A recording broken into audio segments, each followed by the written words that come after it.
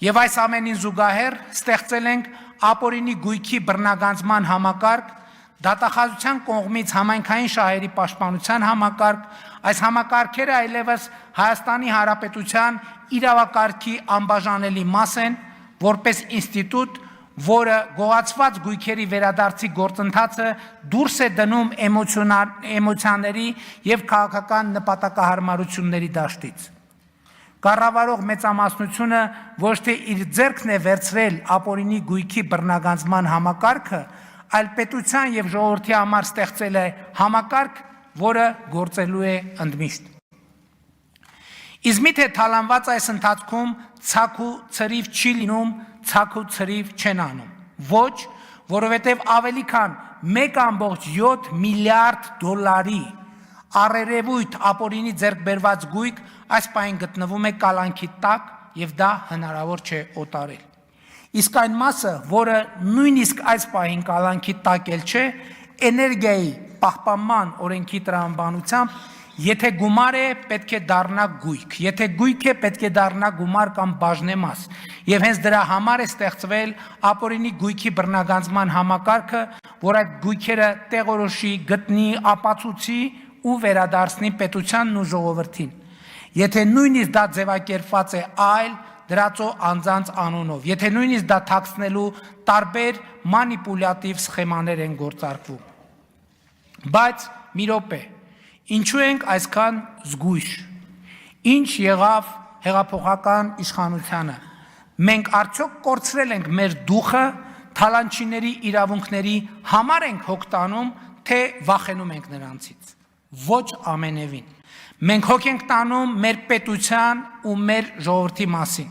որովհետև ամենաթողություն, վենդետա հիշեցնող որևէ գործողություն, այնպիսի վնաս կհասցնի մեր պետության միջազգային կերպարին ու հեղինակությանը, տնտեսությանն ու ներդրումային միջավայրին, որ նույնիսկ տասնյակ միլիարդավոր դոլարներով հնարավոր չի լինի այդ վնասը վերականգնել։ Այնքան կմեծացնի նման գործողությունը և տրամաբանությունը, արտաքին անվտանգության մեր առանց այն էլ արկա խոցելիությունները, որ նման ճանապարհով գնալը կնշանակեր գործել ընդդեմ պետական շահի։ Մենք չենք գնում այդ ճանապարհով և իրականացնում ենք հեղափոխության ժամանակ մեր տված վենդետա չիրականացնելու, օրենքի և իրավունքի գերակայություն հաստատելու, Հայաստանը օրենքի և օրինականության երկիր դարձնելու և թալանվածը վերադարձնելու մեր խոստումները։ Մենք պաշտպանում ենք մեր ժողովրդի իրավունքը, որ թացը չորի հետ չխառնվի, որ որևէ անմեղ մարդ բանտում չհայտնվի, որ արդարություն ու արդարադատություն լինի երկրում և ոչ թե վրեժ կամ հաշվեհարդար։ Նաև այն պատճառով, որ մեր ժողովուրդը չի սիրել և չի սիրում բռնություն, մեր ժողովուրդը չի սիրել և չի սիրում ամենաթողություն, մեր ժողովուրդը չի սիրել և չի սիրում անարդարություն։ Իսկ ինչ կասեմ արդարության և արդարադատության մասին։ Միթե այստեղ մենք հասել ենք այն կետին, որ ուզում էինք հասնել և որն էր այդ կետը։ Իսկ մեր երազանքի կետն այն էր և շարունակում է մնալ այն, որ Հայաստանի Հանրապետությունում արդարադատությունը նշանակի արդարություն ու պետք է խոստովանել, որ չենք հասել այս կետին։ Այստեղ կանխատեսում եմ արդեն իսկ ավանդական դարձած քննադատությունը, թե մենք բաց ենք թողել դատավորների վետինգի հնարավորությունը։ Այս քննադատությունը իրականում տեղին չէ երկու պատճառով։ Նախ, ժողովրդական ոչ բռնի թավշյա հեղափոխության ժամանակ մենք պարտավորվել ենք, որ բոլոր պաշտոնյաները պետք է նոր Հայաստանում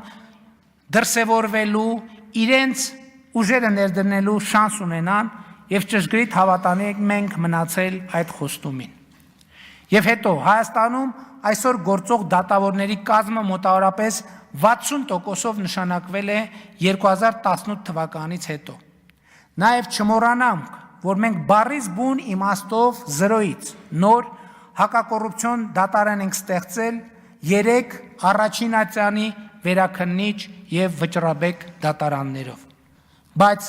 ինչքան էլ դժվար լինի խոստովանել, հակակոռուպցիոն դատարանի հանրային ընկալումները հաճախ չեն տարբերվում մեր մնացած դատարանների ընկալումներից։ Սա մեզ պիտի հուշի, որ խնդիրները եւ դրանց լուծումները այնքան էլ պարզ չեն, որքան կարող է թվալ։ Եվ վարչապետի պաշտոնից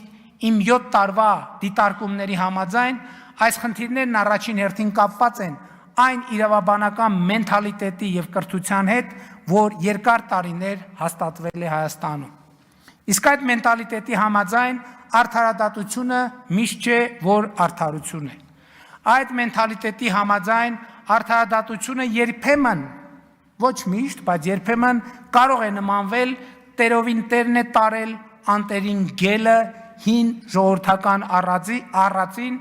եւ անհեթեթորեն ձգվող դատավարությունները սրա թերևս ամենավառ օրինակն են։ Այդ մենթալիտետի համաձայն արդարադատությունը կարող է հասանելի լինել միայն էլիտար փոքրիկ խմբակի եւ դրա մեջ տարօրինակ ոչինչ չկա։ Այս տրամաբանությունը ժամանակ առ ժամանակ արտահայտվում է թե օպերատիվ, թե քննչական, թե դատախազական, թե դատավորական օղակներում։ Ամոթ է արդյոք 7 տարի վարչապետի պաշտոնը զբաղեցրած մարդու կողմից նման խոստովանություն անելը։ Իրականում կամաչեի նման խոստովանություն անել, եթե առավելագույնը առաջ չլինեի նման վիճակ չունենալու համար, սկսած դատարանների շրջափակումից, վերջացրած դատաիրավական համակարգերում աշխատավարձերի շատերի կողմից անտրամաբանական համարվող բարձրացումից, շարունակած ամենատարբեր հնարավոր եւ անհնար կադրային փոփոխություններից ու ինստիտուցիոնալ բարեփոխումներից։ Բայց նշանակում է իմ ասածն արդյոք արձանագրում, որ Հայաստանում չի եղել, չկա ու չի լինելու արդարություն, ոչ ամենևին։ Իմ ասածը նշանակում է վճռականության վերահաստատում, որ արկա իրավիճակի հետ համակերպվելուց հրաժարվում ենք եւ հրաժարվելու ենք, որ անկախ եւ արդար դատական համակարգ ունենալու նպատակը պետք է իրագործվի միանշանակ եւ աներկբա, բայց սրա համար նախ պետք է հասկանալ,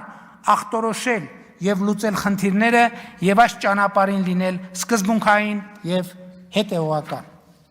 Եվ ուրախ եմ արձանագրել, որ դատաիրավական համակարգում կան բազմաթիվ մարդիկ, դատավորներ, դատախազներ, քննիչներ, օպերատիվ աշխատողներ, ովքեր վերը նշված օրակարգը իրենց անձնականն են համարում եւ պիտի աներկբա ասեն, որ այդ մարդիկ ունեն ժողովրդի, նրա ներկայացուցիչ քաղաքական մեծամասնության եւ կառավարության աջակցությունը։ Եվ այդ աջակցությունը պետք է արտահայտվի ինստիտուցիոնալ խնդիրները հասկանալով եւ դրանց լուծում փնտրելով։